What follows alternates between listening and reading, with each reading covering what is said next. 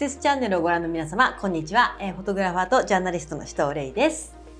ベースがストリートスナップを撮ってまして、ベースは東京なんですけども、コレクションがあるシーズンはパリに行ったりとかして、ランウェイとオフランウェイ両方のスナップを撮って、この本はスタイルオンザストリートフロム東京&ビヨンドと書かせていただいているんですけども、2020年にリゾーリ社から出た本になります。私のこれまでの活動の一つの集大成とも言えるもので、ストリートスナップと、あとはインタビューですねが載ってたりします。今回はですね、このスナップを見て私が気になる写真とその説明なんかをしていきたいなと思います。本当はね全部語りたいんですけど、さすがにねっていうちょっと長いんで、かいつまんでお話できたらなと思ってます。1個目、見立てですね。これは、スタイリングの指南書の一つなんですけど、見立てっていうのは例えばこの女性なんですけども、頭に巻いているのがマフラーなんですね。マフラーをターバンに見立てていたりとか、あと実はこれワンピースではなくて、子供用のバーバリーのコートなんですよね。を、ミニワンピースに見立てて着てるっていう、なんだろうな、普段そうであるべきアイテムを違った見立てをして違うものに昇華して着るっていう、それが面白いなと思って撮らせてもらいました。ちょっと七分丈なのかなと思ったら、確かに子供丈だから七分丈になったんだっていう、すごい面白いな、なんか発想の自由さがあるなと思いましたね。セーターをマフラーにしちゃってる着方だったりとか、あとは下着のコルセットをトップスにして着る着方だったりとか、あとは、コートをシャツに見立てるとか、いろいろやってるんですよね。あとはパジャマをセットアップとして着るとか、結構いろんな面白い見立て次第でいろんな着方ができるよというのが入ってますね。そうですね、よくやるのがロングスカートのフレアのロングスカートを持ってるんですけども、胸まで上げてワンピースにしてきちゃったりとかしてますね。外しとかずらしですね。これはやっぱ日本人の人が結構よくやると思うんですけども、例えばこのムッシュの場合はすごくかっこいいカチッとした、背広というかスーツを着てニューヨークヤンキースのキャップをかぶってるんですよね。なんかこのちょっとカチッとしたもののスポーティーのずらしみたいなのがすごくいいかなと思ってます。あとはそれで彼自身のキャラクターがより際立つというかになっているかなと思います。これはですね、多分パリで撮らせてもらったやつかな。結構私のキャリアの中でも初期の作品になってるかなと思います。そう、これにそれ着るんだみたいな意外性とか、あとはすごいガーリーな白いワンピースなのに下がまがまがしいヘビのブーツとか、あとはシャネルのコートにスウェットとか。私パワーワードを持っていて、ちょっとやりすぎだったりとか変だったりするじゃないですか。あえてって言うとそれっぽく見えるっていう、わざとこの変な風にやってるんだって思わせられる説得力を持つ言葉かなと思ってます。なので皆さんもしなんか人に何か言われたらあえてって言うと相手は黙ります。レイヤード、このさっきもちょっとお話ししましたけど、これもパリで撮らせてもらった、パリ多いですね、パリで撮らせてもらったんですけど、これのレイヤードの仕方すごい秀逸だなと思って、まずレザーのコートを着て、そのコートの上にさらなるケープ着てみたいな、どんだけ寒いんだって感じの話なんですけど、多分寒くてやってるわけじゃないんですけど、このレイヤードの仕方がすごい上手だったなっていうところと、手を見てほしいんですけども、手からまたちょっと長めのニットが出てるんですね。ちょっとそこもレイヤードを重ねさせているっていうところかなと思います。で、トゥーマッチに結構いっぱい重ねてるから、トゥーマッチになってるからこそ足元は白で抜く感じ、色を抜いているっていうところのバランス感が秀逸かなと思います。そしてその白で足元抜いたからこそ、ここにスカーフも白で合わせてあげるっていうところで、トゥーマッチなんだけれどもやりすぎないっていうところのバランスに落とし込めてるんじゃないかなと思っております。このバランス感ありそうでいてないので、多分それが気になって撮らせてもらったのかなと思います。特にコートとかの場合のコツなんですけども、上は短く下長くですね。このムッシュとかだったらインナーのコートが長くて、その上に着るものが短めにしてあげるっていうところですね。この彼女もそうですけど、ツイードのコートが長めでその上にキルティングが短めに着てあげるとレイヤードしている感とかこなれた感が出るなと。これ反対だったらレイヤードしてないように見えるんですよね。ちょっとしたコツですけど順番変えてあげるだけでスカートオンスカートとかだったりとか、パーカーの上にスウェット着るとか、本来だったらパーカーが上じゃないみたいなところを反対にしてるとかの着こなしの自由さが良かったなと思っております。次はストライプしましまですね。でこれしまの着こなしがとにかく可愛くって、例えば柄かける柄だったらしましまかける虎柄とか、しましまかける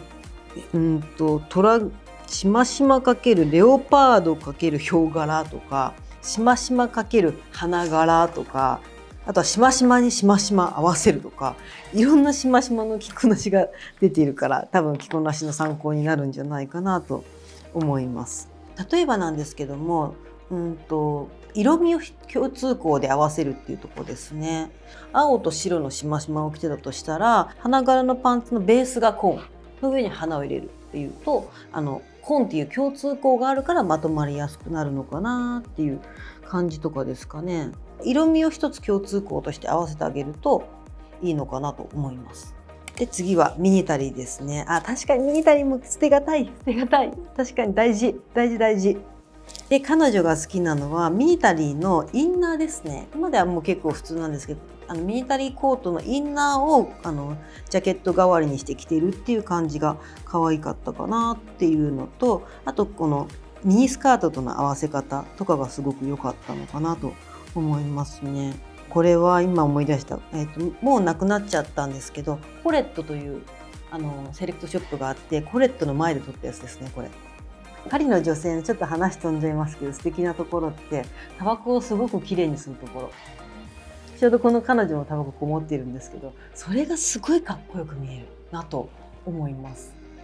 ヴィンテージ、これはヴィンテージっぽい着こなしを着こなしっていうところでご紹介させてもらったんですけど、もうなんていうんですかね、あたかもこう映画から50年代60年代70年代映画から抜け出たきたかのような着こなしに惹かれて、この彼女は撮らせてもらったのかなと思います。なんかこうこのクラシカルな色味もそうだし、形もそうだし、棒体みたいなところもそうだしにちょっと惹かれたのかなと思います。本当にザ・クラシックみたいな感じは私割と好きですね。これとかもね、もうかっこいいの。このスカーフ巻きますみたいな。これもやっぱ着てるものとか普通の服なのにおしゃれに見えるっていう、やっぱ何を着るかではなくどう着るかなのかなと思います。あと映画の女優さんっぽいのは赤いリップを効いてるのかなと思いますね。これ赤いリップじゃない、多分ちょっと地味な人になっちゃうから、やっぱそういうことも考えるとメイクも大事ですよね。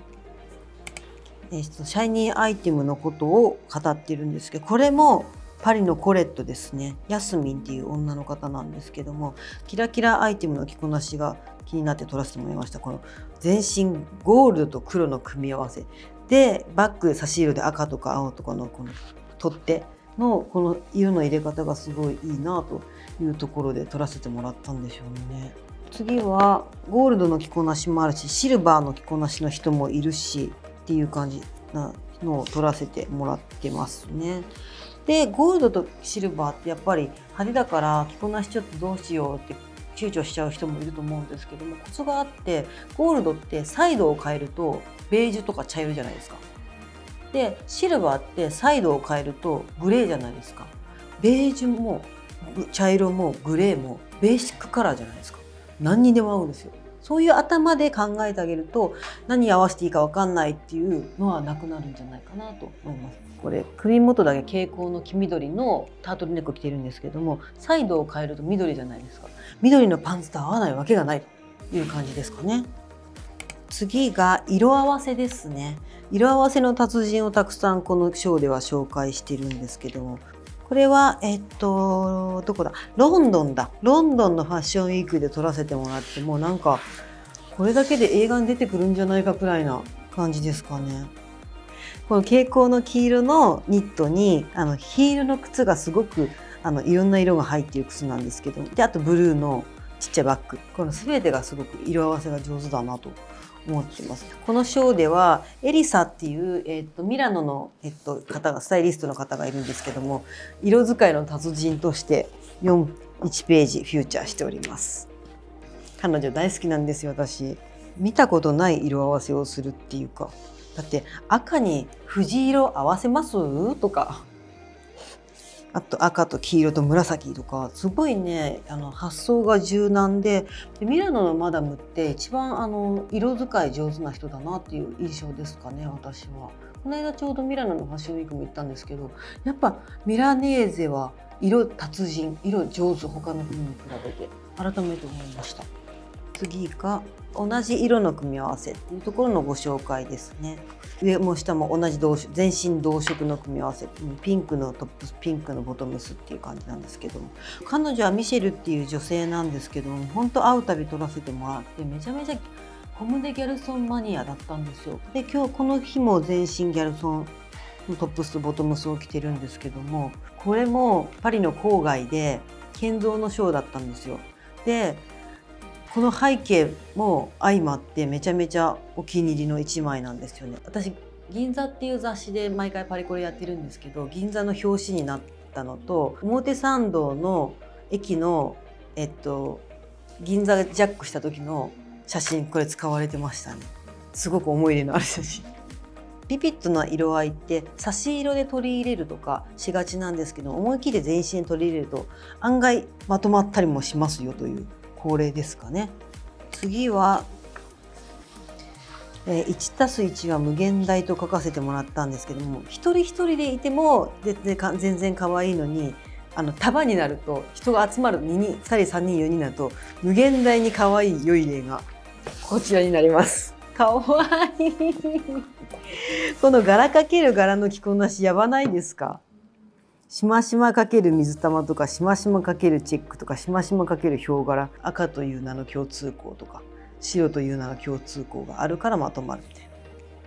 これもパリですね。多分アクネの紹介状だったと思う。覚えてるもんだな。ここら辺のこのグルーヴ感も可愛いなと。これはニューヨークで撮らせてもらったんですけど、なんか T シャツがオソロなんですよ。で多分なんかこう どこでもいい、結構ノベルティでもらったみたいな感じの T シャツを一緒に着こうよみたいな感じで着てると、なんかすごい大人なのに可愛いみたいなで撮らせてもらったのかな。でこっちもニューヨークなんですけども、なんかなんだろう、セックス&シティというよりも女子校でこういうことやってたよなみたいなこれセーラー服着たらそのままじゃんみたいな。このパリのマダムもう可愛いんですよ。ホテルでお茶しているところを撮らせてもらったんですけど、なんかこのなんだろう、10代からずっと一緒にいたおばあちゃまみたいな感じしません？でキャーみたいになってるそうのがいいなと。で次はこれは多分カテゴリーに分けられないかったけど好きな写真を入れたかったから、マイフェイボラレッツですね。好きな写真を入れましたっていう。これとかだってスポーツだし、フェミニンだし、マダムだし、トラットだしみたいな、いろんなテイストをこうミックスしているところが好きなんだろうなと思います。これとかめちゃめちゃかっこよくないですか？これは多分ビビアン・ウェストウッドの紹介状だと思います。スカート履いてますけれども、靴下のエンジ色が効いてませんか？あれ結構トーンマナを合わせているような気がしますね。自主性のあるファッションが見れるってことかなと私的には思ってます。やっぱ自分でスイートなので自分で選んだものを自分で着てるので、その創意工夫を見ること、着こなしだったりとかバランスとか、それが見れるのが楽しいのかなって。もちろんランウェイも楽しいですけど、ランウェイのルックっていうのは誰かが作ったルックだから、その自主性ではないというか、その人自身のものではないから、そういう意味ではストリートはその人自身のテクニックとか創意工夫とかセンスっていうのがたくさん見れる場所っていうところで楽しいのかなと思います。また次パリコレがあってパリコレ行くんですけど、そこで撮ったストリートスナップをもとにこういう感じの、オンラインセミナー、ファッションのオンラインセミナーをやるので、よかったらぜひぜひ参加してもらえたらなと思います。多分11月末くらいにセミナーやるんですけども、これもストリートの写真が何枚だろう、大抵300〜400枚見える面白いセミナーになっているので、ぜひ参加してもらえたらなと思います。ありがとうございました。じゃあねー。